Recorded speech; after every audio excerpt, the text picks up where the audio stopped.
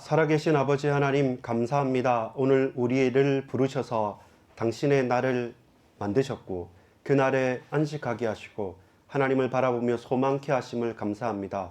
하나님의 의가 죄악과 저주와 멸망 가운데 있는 우리에게 가장 찬란한 빛으로 그리스도의 복음으로 나타났고 이제 더 이상 죄와 저주와 멸망이 아닌 생명의 성령의 법으로 우리를 구원하신 그리스도 예수로 말미암아 참 살아있는 영혼으로 거듭난 자로 하나님 앞에 예배드릴 수 있도록 역사해 주심을 감사합니다. 이제 내가 내 것이 아니라 내가 다른 사람의 것도 아니고 나와 우리가 오로지 그리스도의 것임을 믿고 고백합니다. 그 가운데 우리의 믿음의 연약함과 그 가운데 믿음이 강하다고 하는 모든 사람들의 수많은 갈등과 문제 속에서도 오로지 예수가 그리스도라는 그 복음 가운데 서로를 용납하고 서로를 세워갈 수 있도록 인도해 주옵소서. 이날에 주님 홀로 영광 받아 주옵소서. 믿고 감사드립니다. 우리 구주 예수 그리스도의 이름으로 간절히 기도 올리옵나이다. 아멘. 여러분 반갑습니다. 저와 여러분이 이번 한 주 무더운 여름이고 또 장마 때문에 많은 비 때문에 습도 때문에 또 혹은 불쾌지수 때문에 혹은 여러 가지 사건 사고 때문에 무엇 때문에 이런저런 일들과 사건들 때문에가 아니라 그럼에도 불구하고 하나님께서 우리를 사랑하신 그 사랑으로 말미암아 성령의 매는 사랑의 끈으로 결단코 끊어지지 않고 살아나는 참된 감사가 있고 고백이 있고 응답이 있고 누림이 있는 그런 한 주간 되기를 간절히 소망합니다. 여러분, 오늘은 어떤 말씀이냐면 사도 바울이 이제는 이 로마서를 마무리해 나가는 가운데 하나님의 의와 믿음이 무엇인지 그리고 율법이 무엇이고 죄가 무엇인지 계속 설명해 가는 가운데 이제는 이 믿음 속에 있고 이 믿음 안에 있는 자들이 살아가는 가운데 다가오는 구체적이고 실제적인 문제 속에서 분명한 메시지를 전합니다. 그게 뭐냐면 여러분, 우리가 살아가다 보면 믿음이 강한 자도 있고 믿음이 연약한 자도 있습니다. 요즘의 말로 하면 믿음이 좋다, 혹은 나는 믿음이 없다, 혹은 믿음이 약하다 라고 표현한 단어가 있습니다. 그렇다면 여러분, 누가 믿음이 좋고 강한 자이고 누가 믿음이 없고 약한 자입니까? 우리가 판단하고 생각할 때는 눈에 보여지는 것으로 거의 판단하고 생각하지만 분명하게 이런 일들에 대해서는 누가 더 낫고 누가 더 나은 것은 아닙니다. 낫고 혹은 더 높다 이렇게 판단할 수 있는 것이 아니라고 오늘 본문은 말씀합니다. 왜 그러냐면 하나님의 의로 구원받은 저와 여러분은 믿음이 강하다, 믿음이 약하다, 믿음이 좋다, 믿음이 없다로 그것으로 말미암아 더 좋다는, 더 낫다는 평가를 받을 수 없습니다. 중요한 것은 그럼에도 불구하고 그리스도 예수로 말미암아 예수 그리스도를 본받은 자가 되어지고 믿음이 강한 자나 믿음이 약한 자나 서로가 서로를 세워줄 수 있도록 복음에 집중해라고 말씀을 합니다. 자, 이때 여러분 보세요. 유대교가 저는 조금 착각도 하고 저는 잠시 그럴까 하고 좀 고민을 했었는데 이 로마서 14장에 나오는 믿음이 연약한 자는 누구입니까? 이방인들이 아닙니다. 이방인으로 있다가 예수 믿은 사람들은 이 로마서 14장 15절에 보면 이 사람들이 믿음이 강한 자입니다.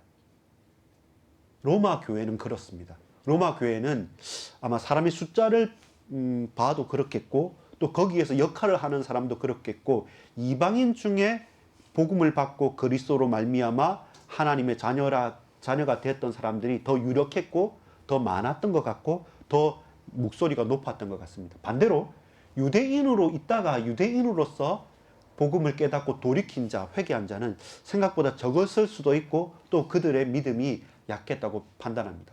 왜냐하면 우리가 그냥 신약 성경을 다 보고 사도행전을 볼 때 보면 주로 예수 믿는 사람들이 약자 편에 서고 유대인들과 서기관들과 바리새인들이 핍박하는 사람들, 로마의 권력을 등에 입고 핍박하는 사람의 입장에 섰기 때문에 그들이 강한 자로 생각했지만 사실 로마 교회에 편지를 보내는 사도 바울의 입장에서는 그 이방에서는 다른 겁니다. 수많은 교회들이 핍박 가운데 세워졌고 그 가운데 각각의 역할을 하면서 전도 운동이 일어났고 그리고 불일듯 일어나는 그 전도의 역사 그리고 성령의 역사 속에서 이제는 점점점 이 복음의 역사가 하나하나 세밀하게 흩어져 가고 있었던 겁니다. 그 가운데 가장 세계 최강국이고 가장 유력한 가장 강대한 도시인 로마를 향해 갈 때 사도 바울이 본인이 세운 교회는 아니지만 거기서는 어떤 사람들이냐면 나름대로 역할을 하고 그리고 최선을 다해서 살아가는 사람들이 있었답니다. 그래서 강한 사람과 약한 사람이 살아갈 때 저와 여러분은 어떻게 살아가야 되느냐라는 겁니다. 지금 우리가 살아가는 시대가 바로 그 질문이 딱 맞는 시대입니다. 자, 이 시대에 여러분 누가 강한 자입니까? 우리 학생들은 누가 더 영향력이 있을까? 공부를 잘하거나 아니면 싸움을 잘하거나 힘이 세거나 아니면 공부를 잘하거나 혹은 돈이 많아서 친구들 맛있는 거 사줘서 인기가 있거나 여하튼 이 시대를 살아가는 가운데 북한에서는 김정은이나 또 공산당이나 혹은 권력자가 있겠죠. 우리나라에서는 요즘 뭐 검찰이 권력이 많다, 대통령이 어떻다, 뭐 정치인이 어떻다, 혹은 재벌이 어떻다 이야기들이 많아요. 쉽게 말해서 내가 하고 싶은 대로 할 때 다른 사람의 눈치를 보지 않고 또 다른 사람을 내가 하고 싶은 것으로 할 수 있는 그런 권력이나 돈이나 말 그대로 배경이 있는 사람이 강한 자겠죠. 약한 자는 어떤 사람이겠습니까? 내가 하고 싶어도 할 수 없고 내가 하기 싫은데도 다른 사람이 시키거나 할 수 없는 형편처지에서 하기 싫은 일을 억지로 할 수밖에 없는 사람이 말 그대로 약한 사람이겠죠. 그렇다면 오늘 본문에서 강한 자와 약한 자가 나오는데 자 14장 1절 한번 볼까요? 1절과 2절을 보겠습니다. 같이 읽겠습니다. 믿음이 연약한 자를 너희가 받되 그의 의견을 비판하지 말라. 어떤 사람은 모든 것을 먹을 만한 믿음이 있고 믿음이 연약한 자는 채소만 먹느니라. 자, 무슨 말이냐면 믿음이 연약한 자를 너희가 받되 그의 의견을 비판하지 말라라는 말은 믿음이 연약한 자를 소외시키거나 왕따시키거나 혹은 분리시키는 게 아닙니다. 이너서클이라는 게 있어요. 우리는 인플루언서니까 우리는 재벌이니까 우리는 어떤 학교 출신이니까 모든 사람들이 무리를 짓고 끼리끼리 모입니다. 그러면서 뭐 제가 잘은 안 가봤지만 어떤 영화 같은 데나 TV 같은 데 보면 뭐 나이트 클럽이나 어떤 뭐 춤추는 곳에 술집에 들어가도 어떤 나이나 또 외모나 옷이 있지 않으면 앞에 있는 웨이터들이나 사람들이 들어오지 마세요 이렇게 여기는 당신같은 사람 들어오지 마세요 이렇게 하기도 합니다. 그렇게 차별합니다. 믿음이 강하거나 믿음이 약하거나 아니면 성공했거나 혹은 실패했거나 계속 세상은 차별하고 구별짓고 또 끼리끼리 모이면서 자기들이 하고 싶은 것으로 살아가게 됩니다. 그건 부인할 수가 없어요. 여러분도 친한 친구가 있고 저도 대화하기 편한 사람이 있습니다. 같이 밥 먹을 때 재밌게 대화하면서 먹을 사람이 있고 원수처럼 이게 소화가 잘 안 되는 사람도 분명히 있습니다. 그렇듯이 많은 것에서 계속 구별을 짓고 있습니다. 그런데 로마서 14장 1절의 말씀은 믿음이 연약하다고 해서 그들을 차별하지 말고 그들을 받으라는 겁니다. 용납하라는 겁니다. 그리고 용납하면서 또 뭐 하라고 합니까? 그의 의견을 비판하지 말라는 겁니다. 이 의견이란 게 뭡니까? 생각인 거예요. 잘못된 생각은 없어요. 다른 생각이 있는 거죠. 믿음이 약한 사람이 하나님께 범죄한 사람은 아니에요. 근데 저와 여러분은 항상 우리가 착각하거나 우리가 실수하는 게 뭐냐면 나와 다르면 틀렸다고 판단을 하게 됩니다. 그리고 생각의 다름을 수용하는 것이 아니라 비난하는 것입니다. 대안을 내고 토론하고 대화를 하고 뭐가 더 나을까 하면서 머리를 맞대는 것이 아니라 나하고 다르네? 당신은 민주당입니까? 당신은 국민의힘입니까? 아니면 당신은 정의당입니까? 당신은 축구를 좋아합니까? 야구를 좋아합니까? 당신은 호남 출신입니까? 당신은 영남 출신입니까? 당신은 서울 출신입니까? 사견, 지연, 혈연 그것이 나를 보호해 주는 것처럼 느끼는 거예요. 지금 힘이 있고 지금 능력이 있고 지금 성공했습니다. 그런데 성경은요. 하나님 말씀은 그게 부질 없다는 겁니다. 혹 당신이 믿음이 강한 사람입니까? 그렇다면 믿음이 약한 사람을 봅니까? 그 사람을 받아들이십시오. 그 사람의 의견이 그 사람의 생각이 당신과 다르다고 해서 틀린 것이 아닙니다. 왜 그렇습니까? 로마에 있는 이방 유대인들, 이방인에서 돌아온 유대인들은 사실 날을 자를 따지지 않아요. 왜냐면 뭐 안식일이나 뭐 칠칠절이나 오순절이나 유월절이나 원래부터 없었으니까요.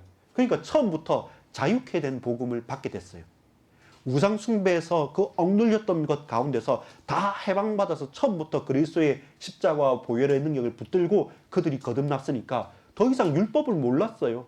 율법이 필요 없죠. 율법을 완성하신 분이 오셨기 때문에 거기에 매여서 다시 할례를 하거나 다시 안식일을 지키거나 다시 뭔가를 제사를 지내거나 할 필요가 없었기 때문에 그들은 거기에 거리낌 없이 그저 복음만 붙잡게 된 거기 때문에 자유로웠어요, 이방인들은. 근데 반대로 유대인들은 어땠을까요? 처음부터 이 사람들은 태어나면서부터 8일 만에 할례를 받고 안식일을 지키고 또 여러 가지 율법을 지키고 토라와 탈무드와 여러 가지 많은 말씀들을 외면서 또 이렇게 해야 된다 율법들을 지키면서 살아왔기 때문에 그 삶의 체질이 어떻겠습니까? 쉽지가 않아요. 근데 그 가운데 돌이켰어요. 아, 예수님께서 우리가 찾았던 메시아 그리스도구나. 그렇다면 율법의 완성이고 이 율법을 다 초월하신 분이구나. 그렇구나. 나는 자유함을 얻었고 나는 구원을 받았다라고 하기 때문에 이제는 뭡니까? 그런 날짜를 따질 필요가 없는데 날짜에 익숙한 거예요. 더 이상 포도주 마시는 거에 대해서 자유한데 저 포도주는 우상 숭배하는 그런 음식 아니냐. 이것은 고린도의 교회에서 있었던 것처럼 우상의 제물에 우상 숭배했던 그 제물에 나온 것을 먹어야 되냐 마셔야 되냐 어떻게 되냐 막 했던 것처럼 우리가 살아왔던 배경들이 다 그런 것들이기 때문에 날짜도 따져야 되고요. 먹는 것도 따져야 되고요. 그리고 또 내 포도주를 마시는 것도 따져야 되고 여러 가지 따질 게 많으니까 믿음이 빨리 자라지도 못하고 주저주저 하는 것이죠. 이게 맞나? 어떠냐? 왜냐하면 평생 그렇게 살아왔으니까. 그러니까 믿음이 약한 거예요. 우리가 생각하는 것처럼 초대교회에 처음 핍박하던 그런 유대인들을 생각하지 말고 로마 교회에서 보면 이방인에서 예수님 믿고 구원받은 이방 그리스도인들은 강하게 믿음을 더욱더 자유롭게 신앙생활을 잘했고 반대로 유대인에서 돌아온 그리스도로 돌아온 사람들은 이제는 뭔가 걸리는 것들이 많아서 항상 고민스러운 거예요. 우리 평생 이렇게 살아왔는데 우리 이거 안 해도 됩니까? 우리 안식일을 지켰는데 안식일을 버려두고 주일날 주님을 찬양하니까 이거 이래도 됩니까? 더 이상 저기 성전에 가서 제사 드리지 않고 양을 잡고 피를 흘리지 않아도 됩니까? 라는 계속 질문이 있었기 때문에 이들의 믿음은 쉽게 자라나지도 않고 말 그대로 연약했던 겁니다. 그럴 때 그 숫자도 많고 또 믿음에 대한 감격도 간절하고 영향력도 있었던 이방인에서 그리스도로 돌아온 이방 그리스도인들에게 바울은 말합니다. 저 유대인으로 예수 믿는 사람들 얼마나 귀합니까? 근데 그 사람들을 왜 당신이 차별합니까? 그 사람들이 날짜를 따질 수도 있고 그 사람들이 먹는 것을 따질 수도 있고 그 사람들이 포도주를 가지고 따질 수도 있는데 그것이 과연 당신에게 뭐가 문제가 됩니까? 차별하지 마십시오. 그들을 버려두지 마십시오. 그들을 용납하시고 받아들이십시오. 그들의 의견을 존중하십시오. 라고 말하는 거죠. 세상의 룰하고는 달라요. 세상은요, 강한 사람이 완전히 약한 사람을 끝장냅니다. 다시금 밟고 이러지 못할 만큼. 그게 뭡니까? 복수예요. 이방인들로서 그리스도 믿는 사람들이 얼마나 많이 순교당하고 죽었습니까? 나쁘게 종교 법정에서 유대인들이 바리새인들이 모함한 것뿐만 아니라 저기 있는 로마인들을 등에 업고 헤롯 왕과 다른 사람과 합하여서 그들에게 위협과 칼날과 수많은 핍박을 다했기 때문에 한편에 복수하고 싶은 마음도 있었겠죠. 그런데 그러지 말고 받아들이라는 겁니다. 수용하라는 겁니다. 그러면서 뭐 하지 말라? 비난하지 말라. 비판하지 말라는 겁니다. 왜? 틀린 게 아니라 다른 것이라고. 배경이 달랐고 다르게 자라왔기 때문에 그건 당연한 것이다. 근데 그것이 하나님 앞에 범죄한 것이냐? 그렇지 않습니다. 사실 율법대로 내 몸을 지키고 그리고 포도주를 금하고 그리고 우상에 대해서 예민하게 사는 것이 어떻게 보면 좋은 거예요. 그것이 구원의 조건은 아니지만 우리 삶의 중요한 규범은 됩니다. 근데 그것이 복음을 대체하는 것은 아니에요. 그렇게 한다고 해서 예수 그리스도의 십자가가 필요 없는 것이 아니기 때문에 그들이 착각하고 오해하고 하나님부터 떠났던 겁니다. 그래서 이제 그들이 돌이켰다고 한다면 그들의 믿음의 연약함과 그들의 따지는 거에 대해서 더 이상 판단하고 비난하지 말라. 왜 그렇습니까? 4절에 예를 듭니다. 어떤 예를 드냐면 이런 예를 듭니다. 남의 하인을 비판하는 너는 누구냐? 그가 서 있는 것이나 넘어지는 것이 자기 주인에게 있음에 그가 세움을 받으리니 이는 그를 세우시는 권능이 주께 있습니다. 갑자기 생뚱맞게 하인 이야기를 합니다.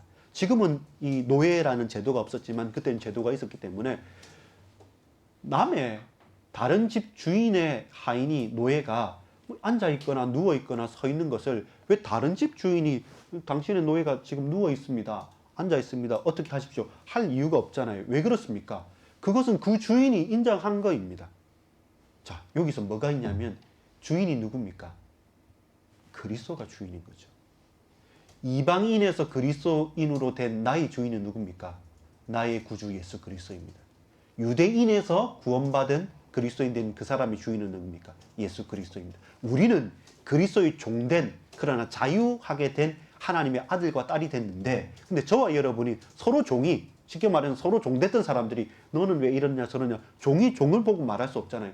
주인이신 우리 구주 예수 그리스도께서 그를 용납하고 그가 누워있든지 그가 서있든지 그가 앉아있든지 그에 대해서 허락하셨기 때문에 받아들였었는데 왜 종된 우리가 이렇다 저렇다 주인에게 따지느냐 그럴 수 없다는 것이죠. 이게 중요한 겁니다. 여러분 연약한 사람을 용납하고 받아들이는 겁니다. 나와 다른 의견을 가진 사람을 비난하지 말고 일단 받아들이는 겁니다. 그것이 왜 그렇습니까? 나도 그리스도의 종입니다. 너도 그리스도의 종입니다. 우리가 그리스도 안에서 형제 자매가 됐기 때문에 내가 그 다른 사람을 성경에 나와 있는 것처럼 지체가 머리 대신 그리스도가 있는데 손이 발더러 발이 눈더러 눈이 또 허리더러 몸더러 말할 수 없는 겁니다. 각각의 지체의 역할이 있기 때문에 그것을 주께서 아시고 그를 그대로 용납하고 받아들이셨다는 겁니다. 이것이 오늘 중요한 메시지입니다.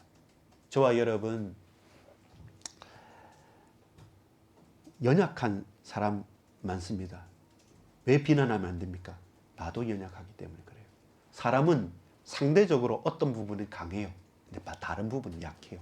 공부를 아주 잘하는 사람 있지 않습니까? 사회생활 잘 안 되는 사람 훨씬 많습니다. 어떤 사람은 특이하게 사회생활도 잘하고 공부도 잘합니다. 근데 이 사람이 예수님은 안 믿어요. 반대로 예수님은 잘 믿고 무릎 꿇고 부복하면서 하나님 앞에 온전히 엎드리지만 그러나 무능해 보이는 사람이 있어요. 뭐가 맞고 뭐가 틀린 겁니까? 아니에요. 다 맞아요. 그리고 그것을 우리 주님께서 다 보고 계시는 겁니다. 그래서 우리는 뭐 하냐면 하나님 내가 이 믿음의 수용이 약하고 나의 그릇이 부족합니다. 그를 용납할 수 있도록 내게 은혜를 베풀어 주십시오. 나의 주인 되신 그리스도께서 그를 용납하셨는데 내가 왜 내 기준과 내 판단과 내 배경을 가지고 스스로 그를 없다 하고 업신여기게 됩니까? 내 빨리 돌이키길 원합니다. 요게 우리가 해야 될 겁니다. 그래서 강한 자는 뭐하라? 약한 자를 용납하라는 겁니다. 그리고 이 약한 자들은 동시에 그것 때문에 다시 비난하지 말라는 겁니다. 왜? 아니 저 근본도 없는 것들. 원래는 우리가 이렇게 율법을 받았어. 당신은 자유한다 하지만 나중에는요. 그 믿음이 강한다는 사람들이 뭐하냐면 방종하게 됩니다. 타락하게 됩니다. 그래서 뭡니까? 그 방종과 타락에 걸려 넘어지게 되기 때문에 스스로 내가 섰다 할 때 스스로 넘어지는 문제와 사건에 또 빠지게도 되는 것이죠. 그 문제, 그 현장에 저와 여러분이 입장이 바뀔 수 있기 때문에 언제나 뭡니까? 저와 여러분 그리스도의 종으로 그러나 나를 종으로 여기시지 않으시고 아버지라 부르실 수 있는 하나님의 자녀로 삼아주신 그 은혜 속에 너도 나도 같이 거하게 되는 거죠. 여러분 중요합니다. 그래야지 뭐하지 않느냐? 무례하지 않습니다. 그래야지 뭐하냐? 배려하고 예의를 지킬 수 있습니다. 가장 좋은 전도의 방법이 뭔지 압니까? 배려하고 예의를 지키는 겁니다. 우리가 멋있게 강력하게 말을 해서 이렇게 하면 산다 저렇게 하면 죽는다 그러면 항상 그 사람 마음을 뭡니까? 그 극단으로 밀어붙이는 겁니다. 알아도 마음문을 열지 않아요. 반대로 그 사람이 매력적이에요. 그 사람이 너무나도 행복하게 보이는 거예요. 그 사람의 속에 있는 당신 속에 있는 소망에 관한 이유가 뭡니까? 라고 묻고 싶은 마음이 생기는 거예요. 그러면 어떻게 됩니까? 엎드리는 겁니다. 그 사람한테 엎드리는 것이 아니라 그 사람 속에 계신 그리스도 앞에. 우리가 요한복음 3장 30절에 봤지 않습니까? 세례 요한이 광야에서 뭘 그렇게 잘생기지도 않았는데 막 독사의 자식들아 하면서 크게 욕하면서도 그들에게 말했는데도 사람들이 그 앞에 나와서 세리든 군인이든 수많은 사람이 나와서 왜 우리가 어떻게 하면 구원을 받을 수 있습니까? 말했냐면 다른 말 하지 않았어요. 그들에게 꼭 필요한 말을 했고 그리고 그들에게 정확한 말을 하지만 그들에게 군림하지 않았고 하나하나 세밀하게 하나님 앞에 엎드린 세례요한 앞에 그들은 저 성전도 아니고 저 회당도 아니고 그 아무것도 없는 광야까지 쫓아나와서 어떻게 구원을 받을지 묻는 겁니다. 그 사람은 배려하는 사람이고 그 사람은 사실은 따뜻한 사람입니다. 예의를 지키는 사람입니다. 그러면서 추상같이 깨어서 날카롭게 분명하게 정확하게 말씀을 타협함 없이 전했기 때문에 그들은 하나님 앞에 서게 되는 겁니다. 세례요한 앞에 나갔지만 그들은 끊어졌던 그 말씀 속에서 드디어 빛처럼 딱 비치는 하나님 말씀 앞에 그들은 딱 서게 됐던 겁니다. 그래서 무릎을 꿇었던 겁니다. 마찬가지로 오늘 여러분, 우리에게 믿음이 연약한 사람들, 우리에게 새신자들이나 우리에게 연약한 사람들, 맞죠? 부모니까요, 자녀들 앞에, 언니니까 동생들 앞에, 또 내가 뭔가 많은 경험이 있기 때문에, 내가 잘 알기 때문에 잘 모르는 사람 앞에 서는 겁니다. 어떻게? 용납하고 받아들이면서 서게 되는 겁니다. 그래야지만 뭐가 되냐면, 내가 살아있으나 내가 죽으나 나는 오직 예수 그리스도의 것이라고 고백할 수 있는 것입니다. 7절에 보면 우리 중에 누구든지 자기를 위하여 사는 자가 없고 자기를 위하여 죽는 자도 없도다. 왜냐하면 그리스도께서 바로 그 일을 하셨기 때문에, 그리스도께서 그 이방인에서 구원받은 그들을, 강한 자들도 살리셨고 그 연약해 보이는 유대교 가운데서 개종한 그리스도인들, 그들조차도 그 율법과 그 날짜와 그 음식과 그 포도주에 흔들리는 그도 받으셨기 때문에 자기 자신을 위해 사는 자가 없습니다. 8절에 우리 8절 같이 읽어봅시다. 시작. 우리가 살아도 주를 위하여 살고 죽어도 주를 위하여 죽나니 그러므로 사나 죽으나 우리가 주의 것이로다. 사나 죽으나 우리가 주의 것이로다. 여러분, 내가 내 것, 내가 나를 위하여 사는 사람은 반자유입니다. 자아도취하면서 사는 겁니다. 내가 나를 위하여 살 때 하나님의 의가 아닌 내가 나를 위하여 살면 자유합니다. 근데 그것은 온전한 자유가 아니라 반자유예요. 내가 나를 위하여 살면 자아도취합니다. 그냥 취해서 사는 거죠. 내가 좋아서. 근데 결국 그 끝은 뭔지 압니까? 타락이에요. 방종이에요. 왜? 사람은요, 항상 자기 자신에게는 유하고 다른 사람에게는 강하게 되는 거예요. 그렇기 때문에 어떻게 됩니까? 황금률이라는 것이 언제나 나한테는 너 그렇고 다른 사람한테는 매몰차기 때문에 결국에는 그 스스로 타락하면서 무너질 수밖에 없는 거죠. 그래서 내가 나의 주인이 되고 내가 내 것이 되어지면 언제나 우리는 반자유합니다. 결국 자아도취하는 것이죠.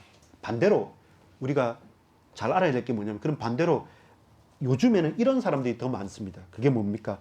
내가 네 것이다. 내가 네 것이다. 내가 너를 위해 살아가는 사람이 많습니다. 유튜브 보고 인스타 보고 하면서 다른 사람들이 가지고 있는 백, 입는 옷, 타는 차, 계속 그것만 돌려보고 또 돌려봅니다. 내 것이 없어요. 내가 네 것이다. 내가 너의 것이다. 라고 하면서 내 생각도 내 마음도 모든 것도 흠모하는 것도 아이돌에게, 인플루언서에게 다 빼앗겨 버립니다. 그러니까 그 사람들은 반자유가 아니라 무자유하는 겁니다. 자유가 없어요. 그럼 뭐 합니까? 자기 비하합니다. 스스로 나는 안 된다고 계속적으로 자기 비하를 하게 돼요. 그러면 결국 뭐 합니까? 첫 번째, 자기 도취하면 방종과 타락이라고 했죠. 자기 비하가 심해지면 결국 자살과 자기 파멸에 빠질 수밖에 없는 거예요. 왜? 나는 안 되니까. 계속 다른 사람들이 보는 것만 바라보는 거예요. 내게 있는 것으로 네게 주노니 나사렛 예수 그리스도 이름으로 일어나 걸으라 해야 되니까 내게 있는 게 없어요. 내게 있는 것이 복음인데 그 복음조차도 가치 없게 던져버리는 겁니다. 다른 사람이 가진 것이 더 크게 보이니까 계속 그 앞에서만 그 물 속에 비춰지는 내 모습인데 내가 물고 있는 그 떡이 더 크게 보이니까 그 물 쳐다보면서 그 떡을 내어버리는 어리석은 개처럼 저와 여러분이 계속 그 가운데 우물 속에 뭔가 큰 중요한 황금덩이를 내가 들고 있어요. 근데 우물 속을 쳐다보니까 그 우물 속에 비치는 내 모습이 더 큰 황금덩이를 가지고 있는 사람인 것 같아요. 그러니까 그걸 놓쳐버리는 겁니다. 항상 내가 내 것이 아니라 내가 네 것이 되어지면 결국 무자유합니다. 아무런 자유가 없어요. 그러니까 어떻게 합니까? 계속 추종하는 거예요. 계속 추정하고 계속 어떻게 됩니까? 가스라이팅 당하는 거예요. 자기도 모르게. 거기에서 벗어나오지 못하고 회복하지 못합니다. 여러분, 두 개 다 자유가 아니에요. 성경은 하나님의 의가 나타나면 우리는 참된 자유함을 얻게 됩니다. 복음이 우리에게 빛으로 비춰지면 더 이상 어둠이 우리를 주장할 수 없습니다. 그런데 사단은 저와 여러분을 속이고 저와 여러분 스스로도 속습니다. 왜냐하면 우리의 가장 약한 부분을 알기 때문에 어떤 사람에게는 네가 최고다라고 하면서 속삭입니다. 네가 최고다. 너는 너의 것이야. 다른 사람의 것이 아니야. 또한 하나님 것도 아니란다 하고 하면서 계속 속이는 겁니다. 그래, 나는 나의 것이지. 열심히 하겠다. 최선을 다하겠다. 다른 사람도 인정해줘요. 와, 대단하다고 해요. 그러면서 자아도취 쪽으로 가는 겁니다. 그러면 나중에는 목이 곧아지고 하나님도 다른 사람도 눈에 보이지 않아요. 아나무인 되는 겁니다. 그러다 보니까 결국은 방종해요. 그것이 한 번, 두 번, 세 번은 성공하지만 어쩌다가 한 번 무너지게 되고 실수하게 되면 회복이 안 돼요. 회복이 안 돼요. 너무 크게 올라간 만큼 끝간데 없이 지하도 없이 계속 떨어지게 되니까 거기에 한번 탁 꺾이게 돼버리면 회복할 수가 없는 거죠. 그것이 내가 주인이 됐을 때, 반자유할 때, 애매하게 자아도취에 빠졌을 때 무너지는 경로고 통로고, 반대로 더 많은 수많은 사람들은 우리가 하나님의 자녀임에도 불구하고 학교에 가면, 우리가 그리스도 예수를 알매도 불구하고 직장에 가면, 저와 여러분 복음을 붙잡아서 하나님께 최고 감사합니다 라고 수련회 때 손은 들었지만 막상 내 삶의 현장에서 나보다 대단하고 뛰어난 사람들을 보면 자신감이 없어져요. 그러면서 그쪽을 따라가요. 저게 좋구나. 내가 내 것이 아니고 동시에 내가 네 것이 돼버린 겁니다. 그러니까 자기 비하에 계속 빠지는 거예요. 안 된다, 못한다, 안 된다, 못한다. 그렇죠. 안 되는 거 맞고 못하는 거 맞습니다. 그런데 하나님 앞에 서는 것이 아니라 다른 사람과 다른 현장 앞에 서게 되는 거죠. 그래서 내가 아닌 너의 것을, 내가 아닌 다른 사람의 것을 흠모하다가 그 방향 자체를 다 잃어버리게 됩니다. 예수 믿어봤자 아무 쓸모없고 결국에는 아무 희망도 없다라고 하면서 다 놓아버리게 되는 겁니다. 여러분, 결론을 맺겠습니다. 참 자유가 어디 있습니까? 진정한 자유가 어디 있습니까? 할 수 있는데도 안 하는 것, 그 사람은 능력 있는 사람입니다. 할 수 있는 것을 하는 사람은 괜찮은 사람입니다. 할 수 있음에도 저와 여러분이 하기 싫다고 버려두고 안 하는 것은 나쁜 사람입니다. 근데 할 수 있음에도 불구하고 저와 여러분, 내가 행할 권리를 양보하거나 없이 하면서 다른 사람을 용납하고 살려주는 그 사람은 이 도덕적인 부분이 아닙니다. 그걸 넘어선 부분에서 생명을 걸 수 있는 사람이고, 그 사람은 하나님의 사랑을 받은 사람입니다. 그 사람은 더 크고도 놀라운 것을 받았기 때문에 가장 큰 기쁨 중에 최고의 기쁨인 말씀을 받았고, 가장 큰 행복 중에 가장 비할 수 없는 행복인 하나님과 소통하는 기도를 알기 때문에 무엇보다 하나님께 영광 돌리고 하나님께 감사하는, 하나님을 말하고 전도할 수 있는 그것이 내게 최고의 감사임을 아는 사람이기 때문에 다른 것을 다 양보해도 가능한 참 자유하는 인간은 누굽니까? 참 자유하는 사람은 누굽니까? 따라합시다. 나는 그리스도의 것입니다.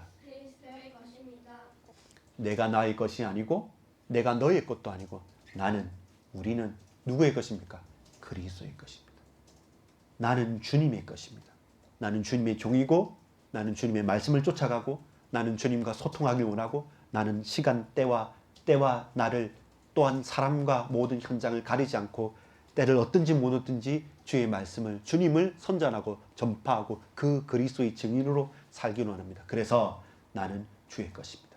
나는 당신의 것이고 나는 그리스도의 것입니다 라고 고백하는 사람은 어떤 사람입니까?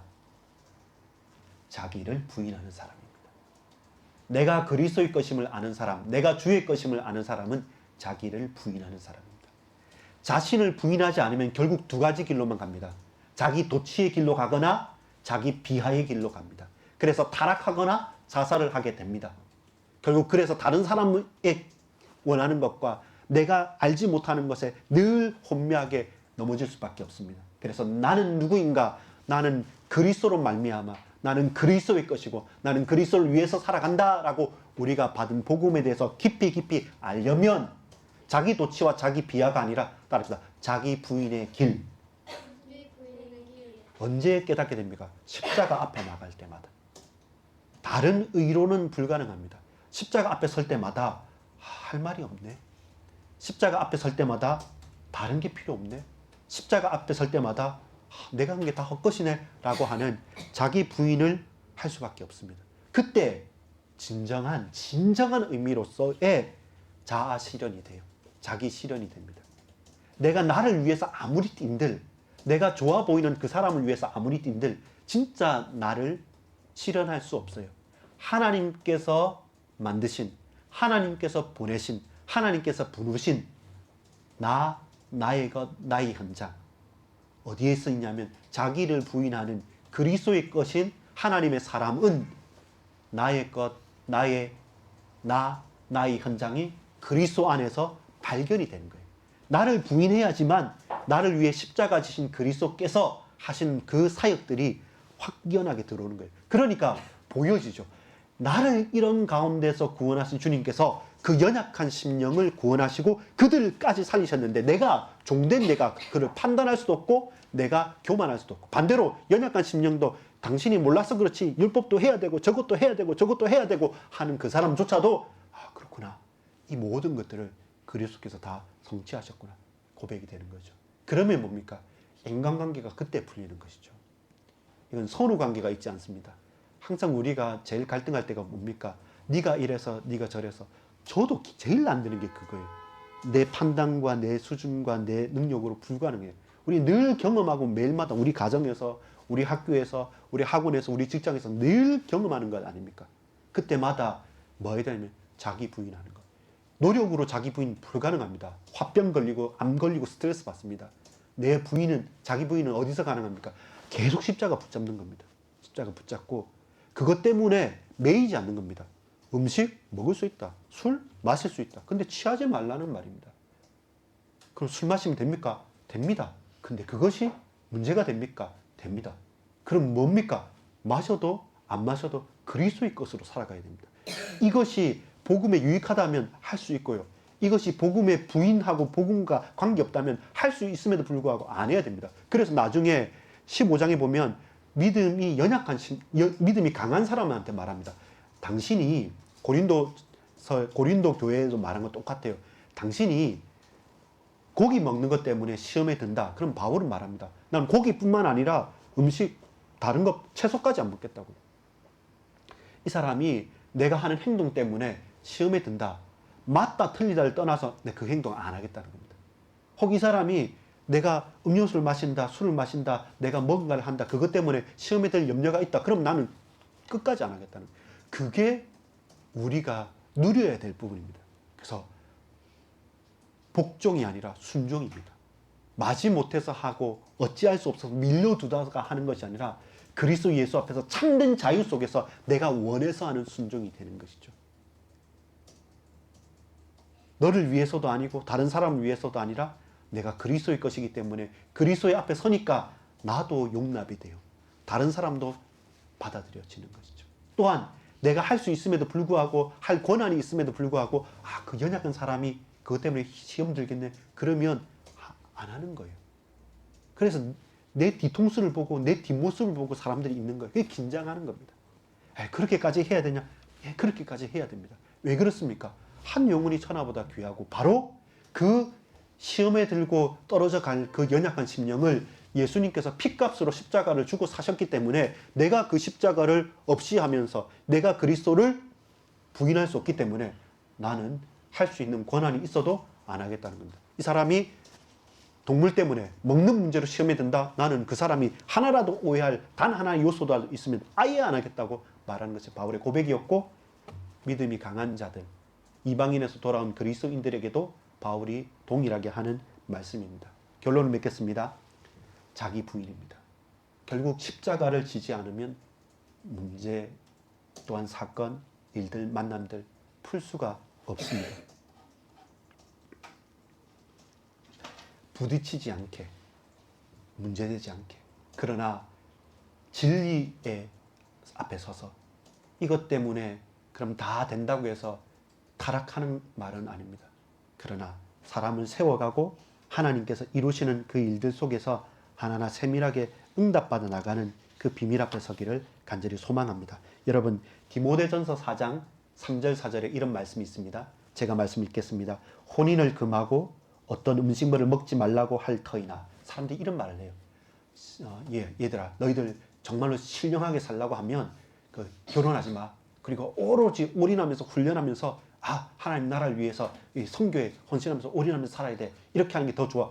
맞죠? 다른 결혼까지 안 하고 계속 올인하면서 사는 게 더 신령해 보입니다. 근데 바울은 뭐냐면 디모데에게 혼인을 금하고 어떤 음식물을 먹지 말라고 할 터이나. 음식물은 하나님이 지으신 바니 믿는 자들과 진리를 아는 자들이 감사함으로 받을 것이니라. 하나님께서 지으신 모든 것이 선함에 감사함으로 받으면 버릴 것이 없나니. 사람들이요, 복음을 제대로 알지 못하면 여러분, 어느 하나에 집중해라고 합니다. 훈련에 집중해야 되고 말씀에 집중해야 되고 그리고 하나님께 올인해야 되니까 그거는 제쳐두고 요거에 해라 하는데, 사실은요, 모든 지으신 것은 하나님께서 지으신 것은 다 선합니다. 천지 만물이. 그래서 그 각자의 역할과 그 역할에서 해 주어 있는 사명과 소명과 천명이란 것은 다 이유가 있는 거예요. 일부러 결혼 안 할 필요도 없습니다. 일부러 결혼을 꼭 해야 될 이유도 없습니다. 그렇다 말다가 아니라 그걸 넘어서서 그리스도 앞에서는 가하다 부하다가 아니라는 겁니다. 근데 사람들은 이게 맞다, 이게 맞다, 이렇게 한다, 저렇게 한다 계속 주장하면 주장할수록 그것은 위험한 거예요. 하나님께서 선하다 한 것을 네가 왜 악하다 하느냐? 그렇지 않다. 감사함으로, 믿음으로 받아야 되는 겁니다. 우리가 거기에서 깨어 있어야 돼요. 그러면 뭡니까? 믿음이 연약한 자가 연약한 게 아니에요. 믿음이 강한 자가 그것 때문에 내가 자유했으니까 다 하겠다. 그것도 교만한 거예요. 항상 우리는 십자가 앞에 섰을 때 자기를 부인해야 됩니다. 그래야지 자기 도치, 내가 내 것이다. 나는 나의 것이다. 자기 비하, 나는 못해. 저 사람이 좋아. 저게 좋아. 자기 부인이 안 되면 그 두 가지 길에 빠질 수밖에 없는 겁니다. 사나 죽으나 우리는, 나는 그리스도의 것입니다. 한번 같이 고백합시다. 하나님께서 지으신 모든 것이 선함에 감사함으로 받으면 버릴 것이 없나니. 기도하겠습니다. 아버지 하나님, 감사합니다.